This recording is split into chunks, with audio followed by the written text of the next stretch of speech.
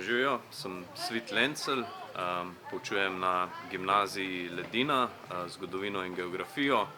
Danes smo pa prišli tukaj z dijaki 4. letnika, se udeležili tega seminarja, da predelamo še malo temo druge svetovne vojne, ki bo sledila tudi v učnih programih.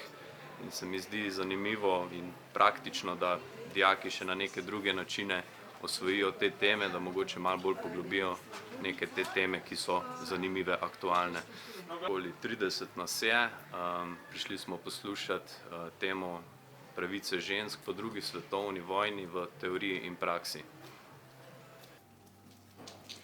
Jaz sem dijakinja 4.A na gimnaziji Ledina, Lucija Kakovič, in naš profesor nas je pripeljal v bistvu na Retrofest, profesor zgodovine, ker se mi zdi pač pomembno, da bi mi tudi izvedeli še kaj o zgodovini.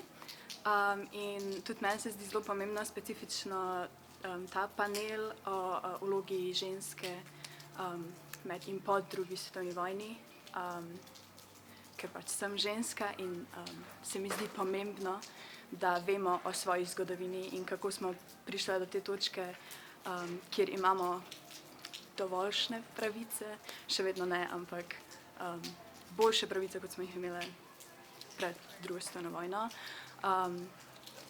In ja, panel je zelo pač zanimiv, ker govorijo zgodovinarke, ki so zelo intimno spoznane s to temo. In je res zanimivo izvedeti iz prve roke, v bistvu, kako so ženske napredovale od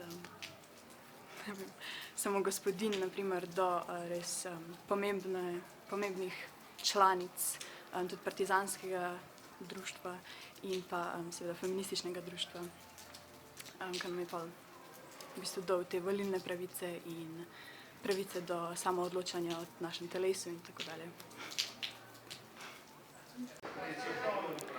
Sem Tjaša Koštomaj, profesorica na gimnaziji Vič, in dijake, ki obiskujejo 4. letnik, smo pripeljali na Retrofest, kjer so nekaj več izvedeli o nemški narodnostni manjšini v Sloveniji.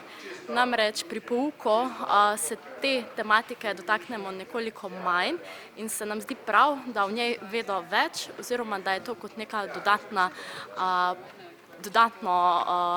tema oziroma nekaj, kar bi jih dejansko zanimalo, pa o njej verjetno v javnosti tudi malo manj izvedo. Tako da samo predavanje se mi zdi, da je bilo zanimivo in upam, da bo takšnih predavanj še več. Moje ime je Maša Mramor in prihajam iz gimnazije Vič. Na predavanje nas je povabila profesorica Rudolf, ker je predavanje povezano in s snovjo, ki jo jemljemo, in z maturitetnimi deli, ki jih letos obravnavamo.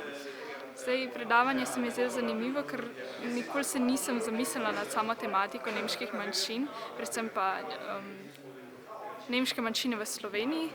In po mojem bo pomagalo tudi pri razumevanju samih maturitetnih letošnjih del. Kaj se ti pa mogoče zdelo najbolj zanimivo?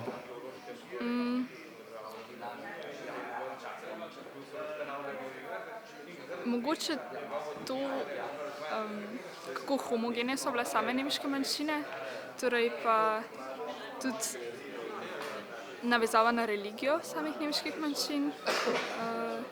Ja, to je to.